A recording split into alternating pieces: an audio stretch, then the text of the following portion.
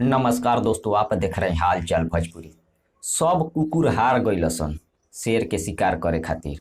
अब एगो सियार आइल बा, नया पर जन्मल बा एगो सियार, जौन की बोलता खेसारी लाल यादव के मुंबई में मारे हम।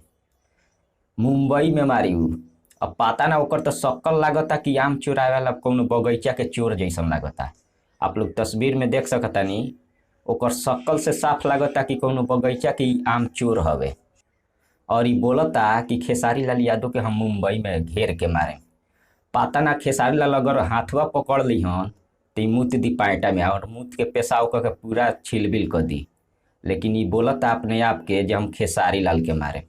एकर औकात का बा खेसारी लाल के मारे के? जहिया मार के देख लिए बाबू, अगर खेसारी लाल धो लियन तो कहीं हग मत दी है पैंट में। मारे से पहले हमारा लागत ते देहिया देख के खेसारी लाल के हग देवे पैंट में, और ते मारे के बाद कह तरी खेसारी लाल के। अच्छा भेंट कर ली है, खेसारियो लाल के तोर इंतजार रही कि कैसन तो चूहाड़ जैसन जौन शरीर लेले बड़ी और जौन चोर जैसन झोंटा बढ़ैले बड़ी। खेसारियो लाल देख लियन जी कितना तोरा में दम बा, मार के देख लिए।